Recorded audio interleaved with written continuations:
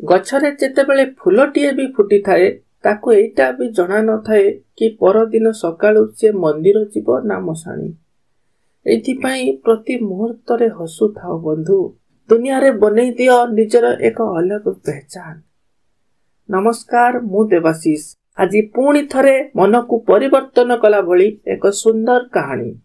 एई कहानीटी अमेरिकार जने दंपतिंकर पति पत्नी मध्य संपर्क सेते भल चालू नथिला। सबुबेले मनमालिन्य लागि रहुथिला, झगड़ा लागुथिला।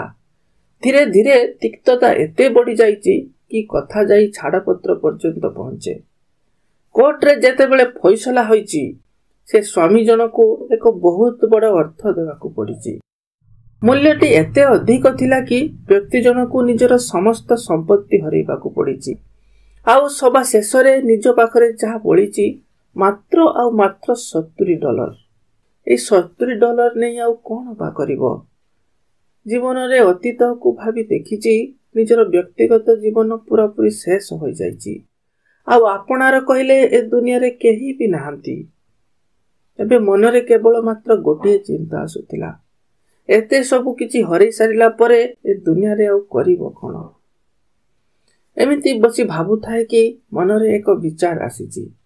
सब किछि जेतेबेले शेष हो जाइछि एबे ये आउ $70 बा रखि कि लाभ कोन। जाउछि टिके मजा मस्ती करि नेबी, पुनी तापरे निजको शेष कर देबी। ए $70 को भी आउ कहा पाई छाड़ीबी।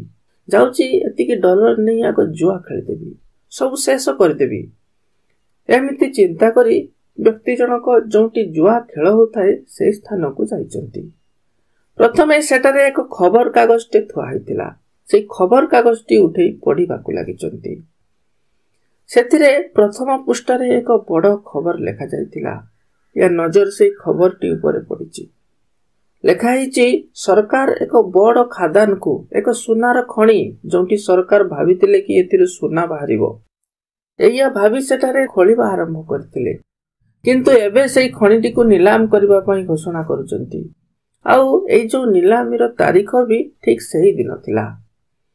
सेठी पाखरे आ बेसी दूर भी नुह, एक सुनसान जगार से खादानटी अछि। एई खबरटी जेतेबेले से व्यक्ति जनक पढ़िचंती ताको मनर विचार बदली जाइछि। मने मने भाबिचंती एठी बेकार जुआरे पैसा देई लाभ कोन। जाउछि सेठी को जीवी, होई पारे तो एतिके मूल्य रे निलाम धरि लेबी। चलो किछि ना किछि तो करिबी। एया विचार करी से व्यक्ति जनक से स्थान को जाइछंती। सेठारे देखिचंती बहुत बड़ खादान। एते बड़ खादान की सेथिरु किछि भी बाहरिनी। सरकार भी सेथिरु आशा छाड़ी दैचंती आ निलाम करबा पई निष्पत्ति नैचंती।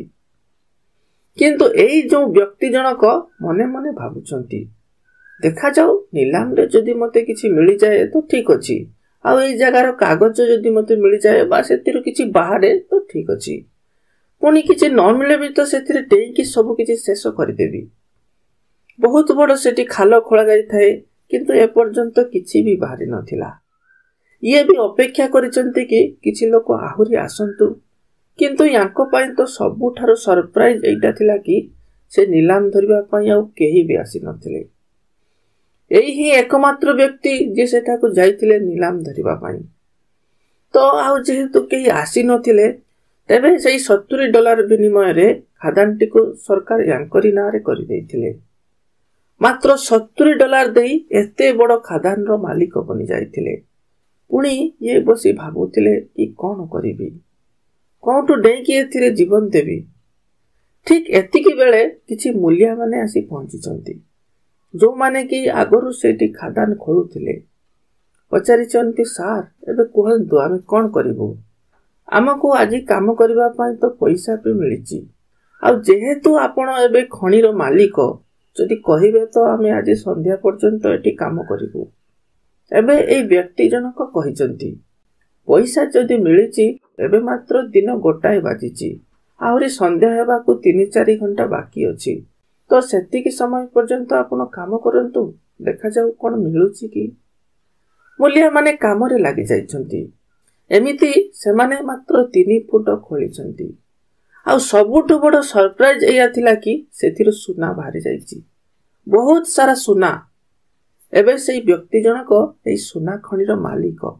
ଦେଖନ୍ତୁ ଯେ କିଛି ସମୟ ପୂର୍ବରୁ ସବୁ କିଛି ଶେଷ କରିଦେବା କଥା ଭାବୁଥିଲେ, ଏବେ ଏଇ କେଇଟା ମୁହୂର୍ତ୍ତରେ ଭାଗ୍ୟ ପରିବର୍ତ୍ତନ ହେଇଗଲା।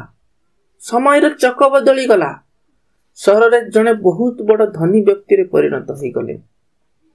ନିଜର ପୂର୍ବ ସମ୍ପତ୍ତି ଠାରୁ ବି ଏବେ କେଇ ଶତ ଗୁଣ ସମ୍ପତ୍ତିର ମାଲିକ ସିଏ। ଥରେ ପରବର୍ତ୍ତୀ ସମୟରେ ତାଙ୍କୁ ଜଣେ ପ୍ରଶ୍ନ କରିଛନ୍ତି କି ଜୀବନ ଆଉ ମୃତ୍ୟୁ ମଧ୍ୟରେ ଦୂରତା କେତେ?